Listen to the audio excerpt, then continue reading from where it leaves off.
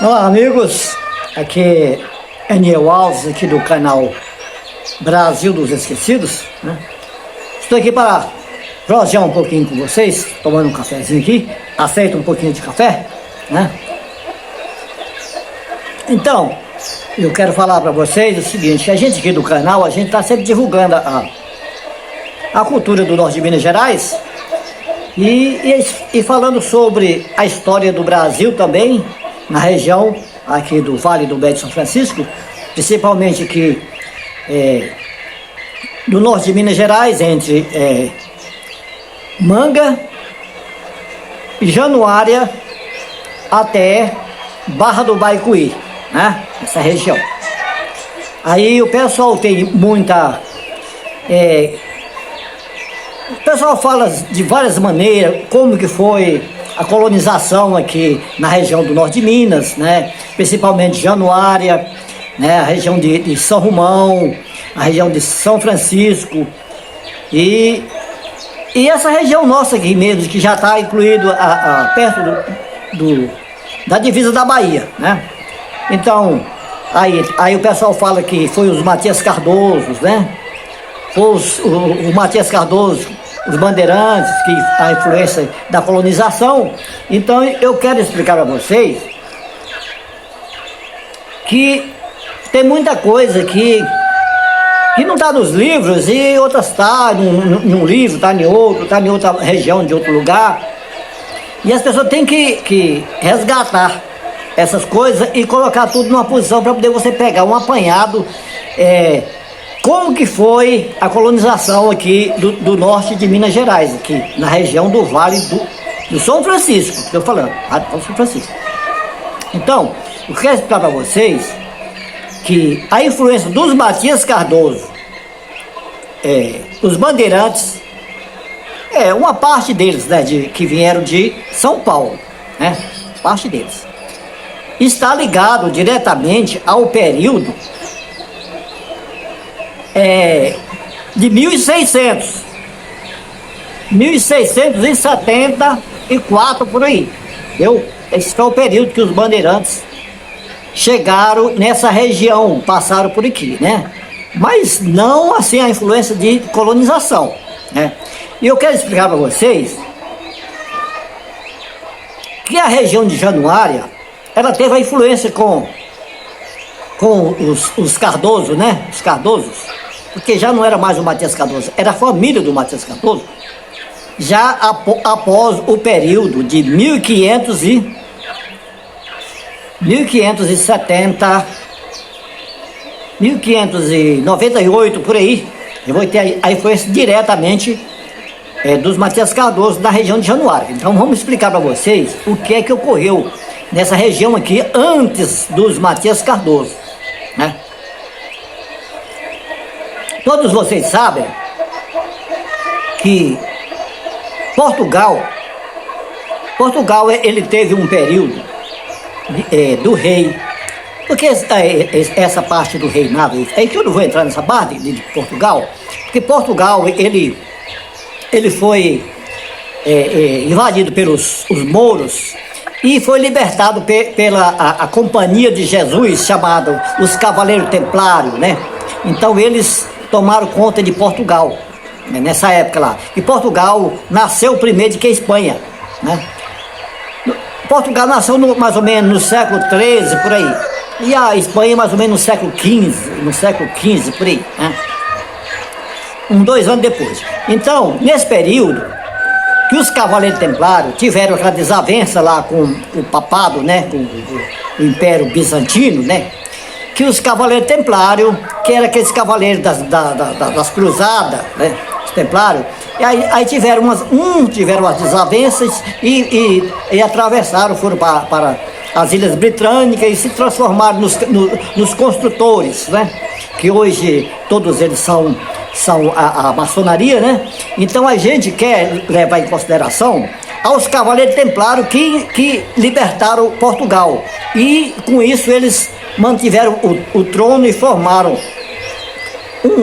vários tratados lá, e principalmente modificaram alguma coisa do feudalismo, e criaram a sesmaria para dividir as terras. É um tipo de feudalismo, só sabe, né?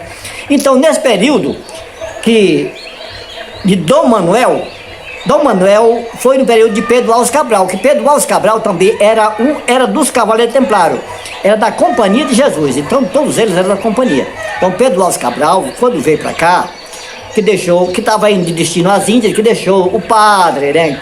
Veio Bartolomeu Dias, veio outros também, Gaspar Dutra nessa época, né? E o padre ficou em 1500. E eles partiram, que o negócio deles era as especiarias das Índias. Então, quem era o rei de Portugal era Dom Manuel I, né? Então, Dom Manuel recebeu a posse do Brasil em 1500. E Pedro Álvares Cabral simplesmente veio porque ele era dos Cavaleiros Templários, ele era um general dos Cavaleiros, ele tinha 32 anos. Ele veio junto também, mas veio outros que vinham para ajudar, Bartolomeu Dias, Gaspar Dutra, esse pessoal que veio, Perovas, Caminhas, esse pessoal vieram na época, né? Mas eles seguiram para as Índias, foram buscar a mercadoria. Lá houve um descontratempos lá e afundaram as nausas, né? Umas 6 nausas lá de 250 toneladas e Pedro Álvares Cabral foi tirado do cargo, né? Que acabou morrendo aos 50 anos lá em Santarém, lá numa cidadezinha lá de Portugal, né? Eles são assim, né? Quando o cara pinta, é do lado dele, mas quando pinta coisa de errado. Então, o que ocorreu? Esse período pré-colonial, de 1500 a 1530, aqui ficou vindo gente de todo lugar do mundo para cá. E invadiu, né? Para o Brasil, ouro, tudo. Então, nesse período de 1500 a 1530, chama período pré-colonial, não tinha nada. Veio muita gente para cá, vieram, né? E principalmente veio bastante gente também que estava lá, os que tinham dinheiro, né? Que geralmente eles tinham dinheiro, os judeus sefaditas, né? Que não tinham pátria naquele tempo, não tinha eles não tinham pátria, não tinham o Estado de Israel naquela época, né? Então, eles vieram muitos judeus para cá, bastante mesmo, né? Eles foram vindo. Então, nesse período, foi vindo mais, foi os saqueadores, 1530. Quando foi em 1521, morreu Dom Manuel, entrou o Dom João III, o Piedosa, também do Cavaleiro Templário, e vieram, aí ele mandou as capitanias hereditárias para cá. Com o Martim Afonso de Souza, tirou o Martim Afonso de Souza e o irmão dele de lá, das províncias da África, e mandaram eles para cá. E eles vieram com os holandeses e formaram essas capitanias, né, as capitanias hereditárias. Foram 15, formaram 14. E aí a que produziu mais foi os que estavam com os holandeses e Martim Afonso de Souza, de São Paulo, de São Vicente e a de Pernambuco, né? Então, quando eles formaram as capitanias, até 4 anos depois, 1534, aí quando foi de 1541, gente, necessitou, né? Mas isso, Américo Vespúcio, em 1501, já tinha entrado pelo Rio São Francisco, mapeando, também era um tipo de bandeirante. Eles entraram pelo Rio São Francisco, o pessoal já tinha vindo até aqui, na frente aqui do Rio São Francisco. E eles mapeou a parte de baixo lá tudo. Então, em 4 de outubro de 1501, um dia de São Francisco, né? Eles encontraram o Rio São Francisco e colocaram o nome Rio São Francisco, porque era dia de São Francisco, dia 4 de outubro. Então, o Américo Vespúcio, que tem o nome das Américas, era um mapeador, é um geólogo mapeador, que a América hoje chama América do Norte, América Central, América do Sul, né? Então, em homenagem a Américo Vespúcio, né? Então, eu quero falar para vocês que esse pessoal já conhecia o Rio São Francisco, que eles colocaram o nome do Rio São Francisco de Rio São Francisco por motivo de ter descoberto dia 4 de outubro, um dia de São Francisco. Mas o nome do Rio São Francisco chamava-se Opará, era a língua indígena, significa rio-mar ou rio que sai no mar, né? Então, esse período aí, o pessoal já conhecia o rio. Então, quando Martim Afonso de Souza chegou para aqui, já tinha gente morando nessas regiões aqui, com os índios, brancos morando com os índios, né? outros holandês, espanhóis e tudo, né? Morando com os índios. Estou falando para vocês. Então, em 1541, houve a necessidade da implantação dos currais. Necessidade de boi, carne de boi, porque já tinha, aí veio a implantação da cana-de-açúcar, né? Então precisava de muito animais, e boi para carregar a cana-de-açúcar também, os boi carreiros, né? E precisava também de animais, já tinha burro, essas coisas, o burro não dava conta. E os boi para fazer os carros de boi, para carregar a cana e para poder, comer também, né? Aí veio a implantação dos currais no Rio São Francisco. Aí implantou os currais em pelo Martim Afonso de Souza com o rei de Portugal, Dom João III, o Piedosa, né? Dos Cavaleiros Templários também, né? Era eles que mandavam. Então, aí começou a Casa Torre e a Casa Ponte, lá estendeu as fazendas de gado. E nisso, eles mandaram uma expedição, logo após 1541, eles mandaram a expedição ir subindo com um monte de padres, chamados padres jesuítas capuchinhos, para colonizar o Rio São Francisco, porque ia encher o Rio São Francisco todinho de sesmarias de currais com cana-de-açúcar, até sair em Pirapora. Então eles vieram colonizando, só que esse pessoal que veio colonizando demorou muito para chegar aqui. Então os padres capuchinhos chegaram aqui, mas a colonização continuou lá ainda na parte de baixo ainda do Rio São Francisco. Aí eles chegaram aqui, vieram, né? Porque vinha com índio, eles iam colonizando, os padres sabiam, né? Aí chegou Bom Jesus da Lapa, aí tinha os índios chamados as Nações Cariri, né?